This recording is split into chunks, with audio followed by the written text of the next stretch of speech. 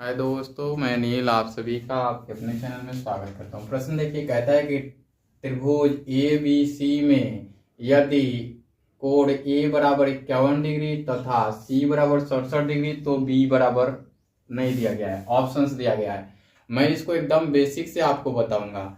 मैंने आपको पहले ही बताया है कि मुझे आपको सिखाना कि प्रश्न करते कैसे, ऐसे तो इसको आसानी से निकाल सकते हैं, वो भी बता दूंगा।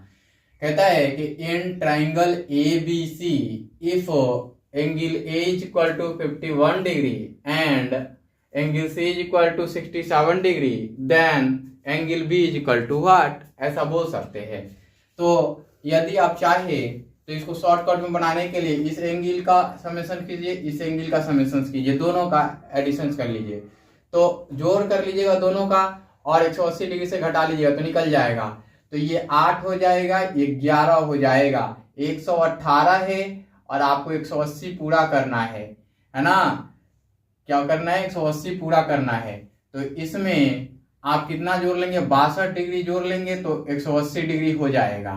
तो ऑप्शन बी हो जाएगा। बाकी अगर ऑप्शंस नहीं दिए गए होते, 2 अंकीय प्रश्न में दिए गए होते तो क्या करते? तो ये देख लीजिए, हमने लिखना होगा सॉल्यूशंस अर्थात हल दिया गया है ना। क्या दिया गया है?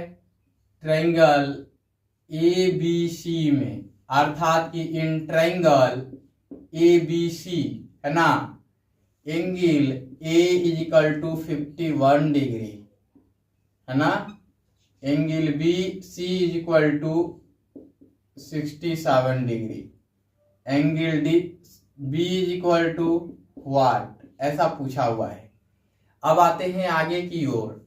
नाउ अब यहां पे गिवन लिखना था जी, दिया है, ऐसा छूट गया था, गिवन लिखना था। नाउ अब लिखने के बाद वी नो डैट लिखिए अंग्रेजी में या हिंदी में। हम जानते हैं कि हम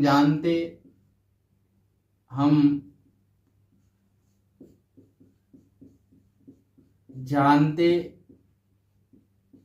हैं कि है ना, त्रिभुज में है ना, त्रिभुज में एंगल ए जोड़ एंगल बी जोड़ angle C is equal to 180 degree. या लिखते, चूंकि एंगल ए जोड़ एंगल बी जोड़ angle C is equal to 180 degree, और यहाँ पे लिखना पड़ता त्रिभुज के तीनों कोणों का योग है ना। और इस प्रकार से भी लिख दिए तो कोई दिक्कत नहीं है।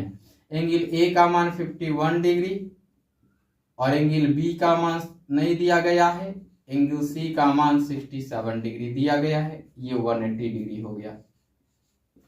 अब इसको ऐड करते, इसको और इसको ऐड करते जैसा कि हमने ऊपर बताया हुआ है।